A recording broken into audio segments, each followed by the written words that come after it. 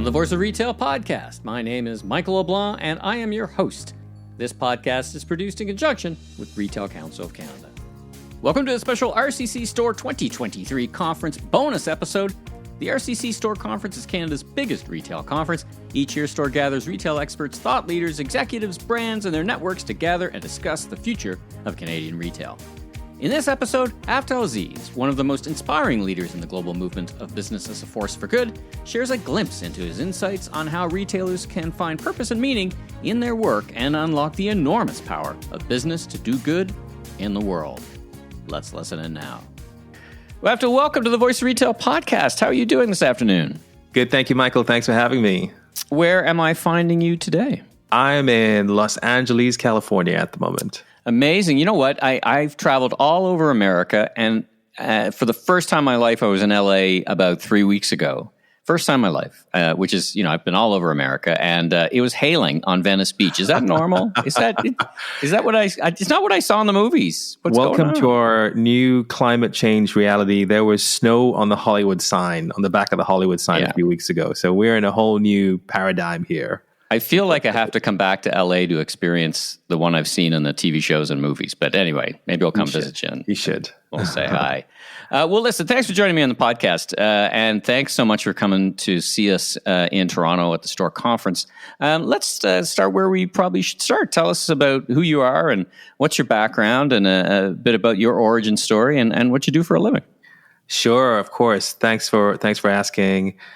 So I call myself a recovering marketer.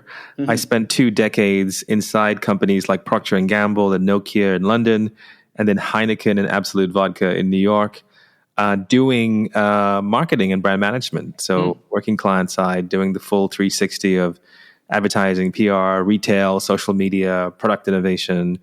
And somewhere along the way, I got a little bit jaded by the idea of my legacy being that I just help people buy more stuff. And I wrote a book with my good friend and co-author Bobby Jones called Good is the New Cool, Market Like You Give a Damn. That was about the idea back in 2016, the somewhat nascent idea that brands and marketing should be a force for good. This was prior to Nike and Colin Kaepernick, prior to Pepsi and Kendall Jenner, if you remember that, those campaigns. And so it was a bit of a kind of a new voice saying a new thing at that time, but it turned out to be accidentally prescient because lo and behold, it turned out that every single brand started having to think about doing good like they thought about being cool, which is where the title of the book came from. And that led to us setting up Conspiracy of Love, which is the purpose consultancy that 5 years later is working with companies like Sephora and Pepsi and Nike and so many others in different parts of the world to help them really understand the power of purpose and impact and unlock business as a force for good. And that's kind of some of the themes I want to come and talk about at the STORE Conference. Well, it's a great background. I've got a background in marketing as well, so I share your assessment. And it kind of translated itself sometimes into being able to tell, a backstory or a brand story that was more meaningful than the next SKU on the shelf, right? That import of meaning. It's an interesting topic. Now, you wrote a book. What's your experience of writing a book? Was it? I talked to a lot of authors. And some are just, it flows out of them and they got one book in and it's done. Was it like that for you, or did it just take a long time to get out through the process? What was your trade craft? Oh, the first one took 5.5 years to write. So it took a long time because Bobby and I had full-time jobs and we were doing it in our spare time. Yeah. We wrote another book called The Principles of Purpose, which came out last year, which was about corporate purpose, not just brand purpose. That came out a lot faster, partly because one of the little tricks I'd had was to write a Forbes column about this topic, which gave me a wonderful opportunity to interview leaders in the purpose and impact space. And so many of those columns over the 2 or 3 years it took to write the book ended up in the book itself. And so it was a very efficient way of writing and researching a book over a period of time. Well, you're going to be joining us on the main stage. In fact, you're warming up. You're on first, and then I'm on right after you. Actually, I'm a keynote speaker interviewing someone, a senior executive from Loblaws. So I'm very interested to hear a little bit more about outlining what you're going to be talking about and what you're going to be sharing with the folks up here in Toronto. Sure. Yeah. So as part of the work we do at Conspiracy of Love, we put out a report called The Future of Good in collaboration with an incredible futures consultancy called Light Years. Shout out to Lucy Green in London, who is the Jedi behind it. And we decided to combine forces because we wanted to see what was happening next in the world of sustainability and social impact. So this report came out last year. You can find it at futureofgood.com.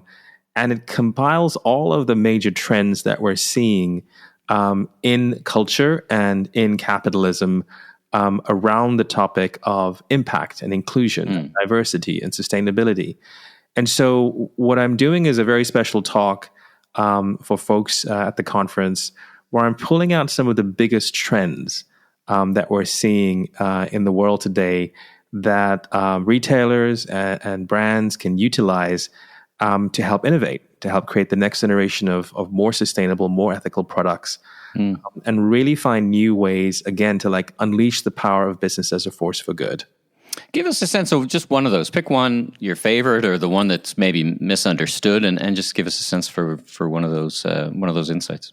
Sure. So one of the biggest things we've seen at Conspiracy of Love is this idea of inclusive growth.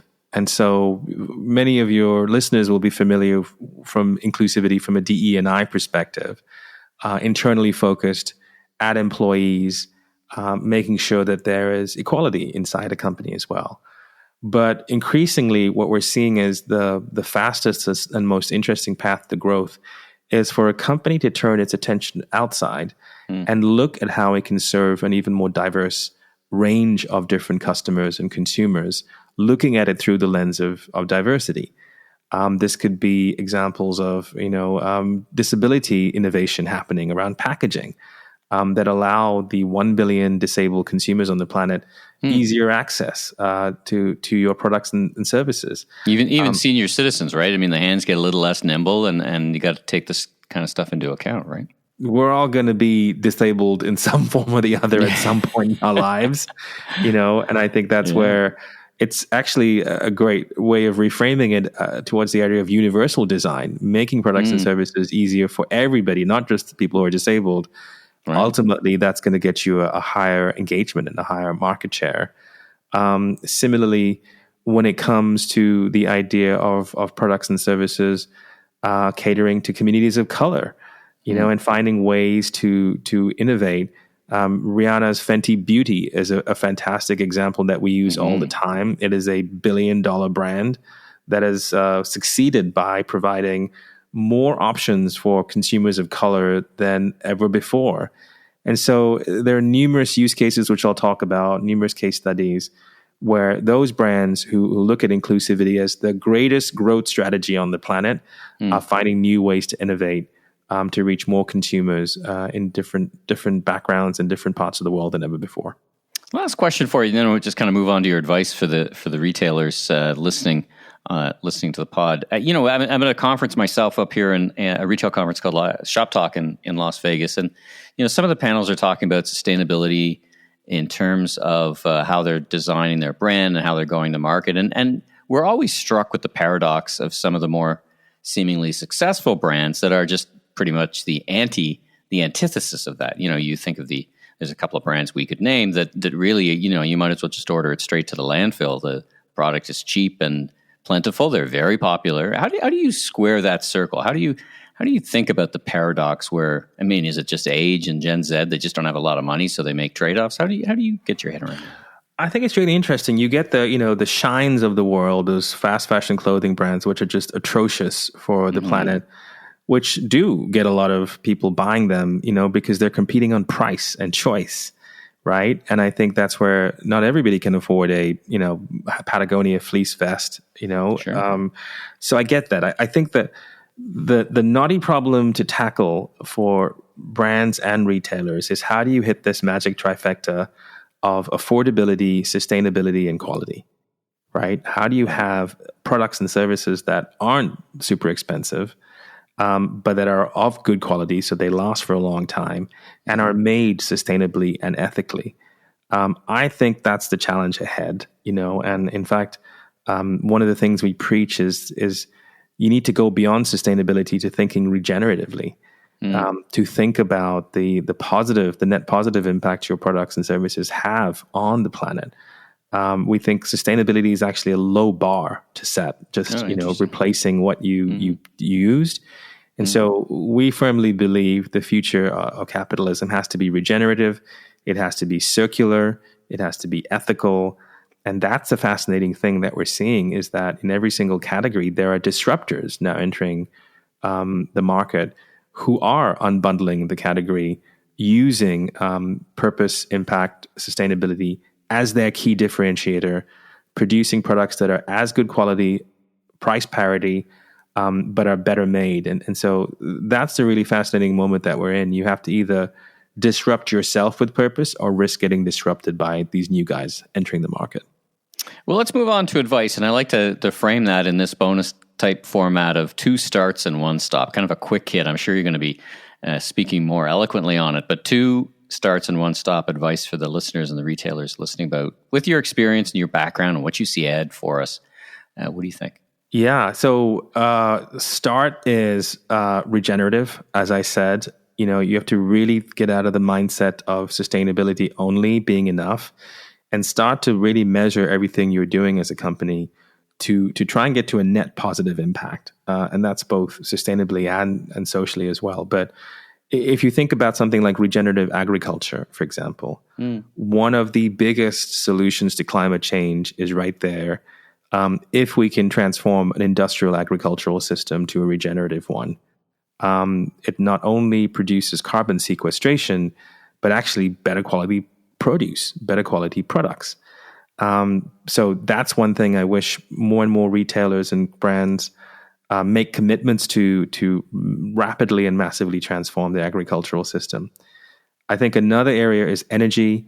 I think that's where the thing I want more starting is more fast transformation into renewables, to decarbonize their entire energy grid. You see retailers like IKEA doing a fantastic job of this. In some parts of Australia, IKEA is actually selling energy back to the grid. They have become a net positive retailer because of the amount of solar panels they have on their roofs. So I would say those are the 2 things that I really want to see. The start. The stop, I would say, is plastic. That is one of the single biggest issues we have on the problem. Another artifact of the fossil fuel system that we're kind of trying to evolve away from. I think this is one of the things I'll be talking about in my talk, is there is such incredible innovation happening in biodegradability, in finding compostability, in finding plastic alternatives. And I think retailers can not only stop using them, there are now plastic-free aisles in supermarkets in the UK, but start to really champion and invest in these alternatives. That would be a massive impact, I think, on the planet. Really looking forward to having you. In the interim, how do people learn a bit more about you before you arrive, before they see you? Are you a LinkedIn person, or do you have a website? Share with us how to get in touch. Yes, you can go to conspiracyoflove.co for more information on our consultancy. You can find me on LinkedIn under Afdhel Aziz, Afdhel Aziz. And come say hi at the conference. Would love to chat more. Fantastic. Well, Afdhel, thanks so much for joining me on the Voice of Retail podcast. Real treat chitting and chatting with you, and I look forward to meeting you in person in May 31. You're on the 31st, second day, I think. Just kicking off the day with panache. So once again, thanks for joining me on the podcast, and safe travels in the days ahead. Thanks for having me, Michael. Thanks for tuning into this episode of The Voice of Retail. If you haven't already, be sure and follow on your favorite podcast platform so new episodes will land automatically each week. And be sure to check out my other retail industry media properties, Remarkable Retail Podcast with Steve Dennis, and the Global E-Commerce Leaders Podcast. Last but not least, if you're into barbecue, check out my YouTube barbecue show, Last Request Barbecue, with new episodes each and every week. I'm your host, Michael LeBlanc, consumer growth consultant, president of Emmy LeBlanc & Company, Inc., Haven Media, and keynote speaker. If you're looking for more content or want to chat, follow me on LinkedIn or visit my website at meleblanc.co. Safe travels, everyone.